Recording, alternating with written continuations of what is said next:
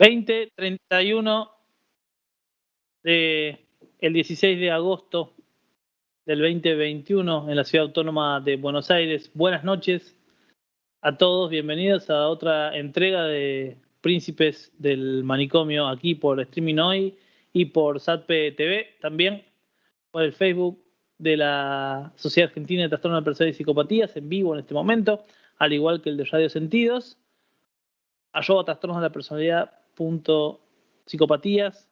Estamos en vivo en esa red social también.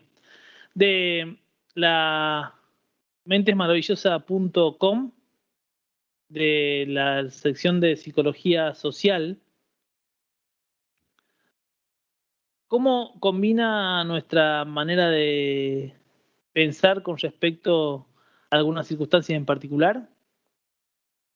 El yo totalitario y los sesgos de la autopercepción, escrito y verificado por la psicóloga Sara González Juárez del 14 de agosto, ahora, de hace apenas un par de días. ¿Cómo influye el entorno en los cambios en nuestra manera de pensar? ¿Y nosotros? Bueno, se propone el punto de partida en este artículo, la descripción de lo que denominan el yo totalitario y sus consecuencias. La cultura popular, dice, ya ha asimilado la interacción entre las tendencias personales y la influencia del entorno. Sin embargo, existen multitud de teorías previas a esta concepción que son, como poco, curiosas de conocer. Un buen ejemplo de esto es la teoría del yo totalitario. La teoría del yo totalitario es de Anthony Greenwald, y la famosa frase de la vuelta de tortilla que le da a la información de las ideas y de la percepción del mundo en términos de fascinación. La concepción habitual de la formación de ideas y de la visión subjetiva del mundo es que el exterior va configurando a estas mismas a medida de que tenemos experiencias. Ustedes saben, a mí me gusta más decir vivencias al respecto. Nuestra memoria y pensamientos serían producto de la interacción de nuestras tendencias genéticas con la influencia del ambiente. De esta forma vamos construyendo nuestra propia historia. Pues bien, como postulaba Greenwald allá por 1980, este yo totalitario sería el encargado de mantener integrada a toda esta información que nos compone, repito, nuestras tendencias genéticas y la influencia del ambiente, como propone el artículo. Pero, ¿cómo lo consigue? Y la respuesta es a través de los sesgos cognitivos, o dicho de otro modo, distorsionando cómo se procesa la información social para crear recuerdos y un concepto del yo que sea positivo.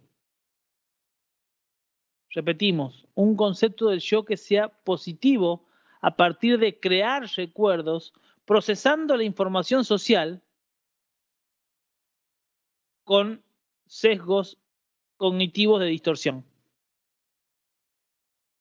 Y la razón para llamarlo totalitario, según el artículo, es que según esta teoría, el yo sesga y selecciona la información de forma similar a como, por ejemplo, lo haría un gobierno totalitario. Los procesos que vamos a ver a continuación son muy semejantes a la censura que las dictaduras utilizan para mantener una imagen de necesarias y de bondadosas. Los sesgos cognitivos en el yo totalitario. Nosotros ya sabemos qué son los sesgos cognitivos, ¿no? Básicamente se pueden definir como la interpretación errónea y sistemática de la información a la hora de hacer juicios. Tomar decisiones en particular a partir de esos juicios y procesar pensamientos una vez generados. Aunque esto pueda parecer algo negativo, su función es realmente adaptativa, ya que facilita la toma de decisiones para la supervivencia. Sin embargo, cuando se trata particularmente de temas sociales, pueden ser un verdadero problema. Hay multitud de sesgos cognitivos descritos. Nosotros hemos hablado de varios de ellos en algunos de estos espacios. Pueden encontrarlos en SATP-TV, en www.stparg.com. Van a SATP-TV y en muchos de esos fragmentos van a ver que hablamos de sesgos cognitivos y en uno en particular no recuerdo en este momento la fecha. Básicamente, este artículo se centra en 3 sesgos cognitivos para explicar la teoría del yo totalitario: el egocentrismo, el conservadurismo y el sesgo de autosuficiencia. El egocentrismo, el conservadurismo y el sesgo de autosuficiencia. A partir de ahora, vamos a decir que el egocentrismo implica al yo como protagonista siempre, por lo cual, por ejemplo, si se le pide a una persona que nos relate una de sus memorias, probablemente lo contará como si fuera el protagonista de una historia. Incluso si los eventos principales del relato le ocurren a otro, esta persona va a contar cómo le afectaron a él mismo como espectador, acercándose siempre a la centralidad de la escena, cuando no poniéndose en ella misma. Es decir, a mayor parte del conocimiento que tiene una persona sobre el mundo, ese conocimiento, a partir del sesgo, de egocentrismo, se torna autobiográfico. Pues es a través de esta experiencia como se construyen las memorias y el aprendizaje para él mismo, de tal forma que la evocación va a ser siempre centrípeta. De hecho, se recuerda la información mucho más fácilmente cuando tiene que ver con el yo que cuando se refiere a los otros. Esto se llama, para este artículo, en resumidas líneas, el sesgo del egocentrismo. Una de las consecuencias de este sesgo es la tendencia a exagerar la propia contribución a los hechos. ¿Les suena? A mí me suena y me suena bastante. Esto pasa continuamente a nuestro alrededor cuando incurrimos en este sesgo, ¿no? Exagerar la propia contribución a los hechos. Incluso aunque no se recuerden con exactitud las participaciones de los demás, a ese punto. De esta manera, el yo totalitario mantiene la percepción de esa persona como la más importante para el ambiente en la historia, el pensamiento, el procesamiento, la evocación y el juicio final sobre una circunstancia determinada.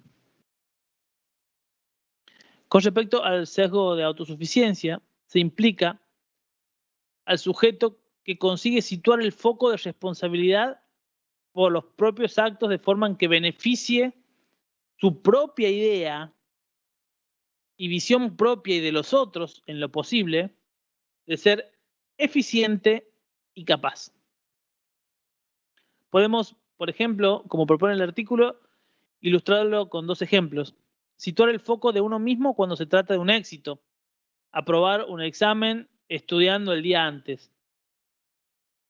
A mí me funcionó. Todos sabemos que el promedio no es lo más recomendable. O situarlo en circunstancias externas o la mala suerte en las frustraciones o los fracasos. Suspendí porque me puse enfermo y no pude estudiar. O porque no vino mi compañero de estudio. O porque me cortaron la luz. ¿Qué querían que hiciera? Por tanto, el objetivo de este sesgo, el sesgo de autosuficiencia, es el de proteger a la autoestima del sujeto de manera distorsiva, por eso es un sesgo, y crear un autoconcepto congruente con las ideas positivas de uno mismo, sean estas imbricadas en la propia estructuración de la personalidad o encumbradas de manera artificial. También tiene un valor protector contra las emociones negativas, claramente. que acompañan, por ejemplo, un fracaso. Siempre tener tendencia al procesamiento en términos de autosuficiencia hace que nosotros no nos frustremos tanto. La creación de autoconcepto positivo y su protección es el rasgo que se comparte también, sin dudas, en los sesgos totalitarios, pues de esa manera no importa cómo haya ido la situación mientras yo haya hecho las cosas bien y cómo sería bien y como a mí me parecían que tenían que ser. El conservadurismo o resistencia al cambio, de nuevo, ¿me suena? Una autoestima y un autoconcepto deben ser mínimamente estables para garantizar su coherencia, ya que la identidad cambiante o frágil es motivo de un malestar, por lo menos en salud mental para la mayoría. Es decir, no toquemos aquello de lo que estamos seguros, no transformemos, no lo cuestionemos, no lo movamos de donde está, porque nos da una sensación artificial de seguridad impresionante. Eric Hoffman decía que aquellas personas que se atan a conceptos rígidos como los dogmas van a estar preparados para un mundo que ya no existe.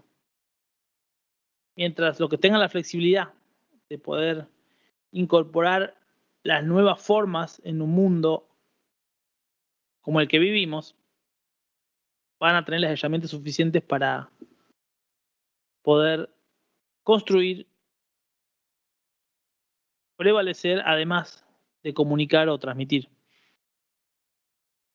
Por eso, los cambios en el ámbito de la personalidad y la identidad son lentos y constan de pequeños pasos que nos van generando de a poquito la sensación de estabilidad. Por tanto, el yo totalitario favorecería a todos los pensamientos y juicios que ayuden a confirmar nuestra identidad. Pero no solo eso.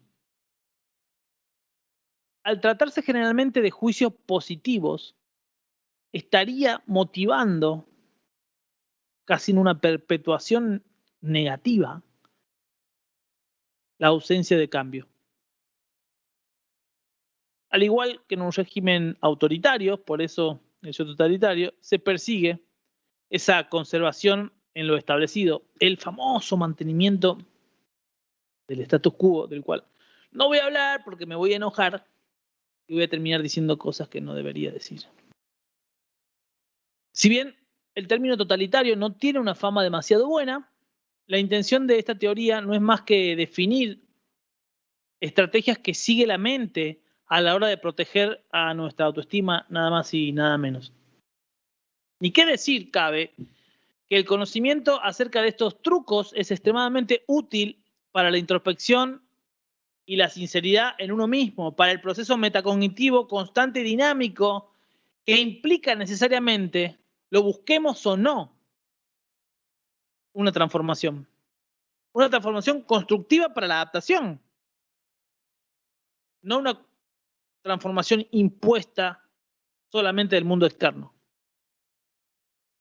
Y por otro lado, esta teoría se formuló hace 60 años, por lo que hay ciertos detalles pueden no encajar en la actualidad en los marcos teóricos construidos y con los avances.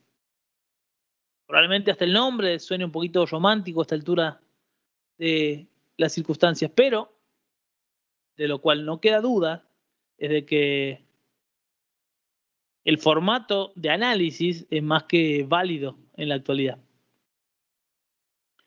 El yo totalitario, paradójicamente, ha ido evolucionando a lo largo de los años para adaptarse a las teorías de la actualidad y poco a poco y entre todos ir destrañando varios de los recovecos de nuestra mente.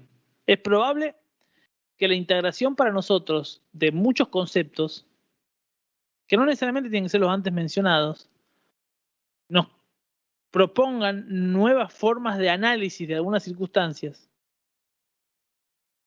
que nos ayuden a llegar a respuestas a las cuales antes no hubiéramos imaginado. Sí, en el fondo, los invito a pensar, ¿cuántas veces se propusieron algo en términos de proyectos? Y lo hayan logrado o no, ¿cuántas de esas veces ese proyecto se haya logrado o no salió exactamente igual a como uno lo imaginaba o soñaba? Mi respuesta es muy sencilla, mucho más simple, nunca. ¿Ustedes? Bienvenidos a Príncipes Manicomio aquí por streaming hoy y por SatPTV.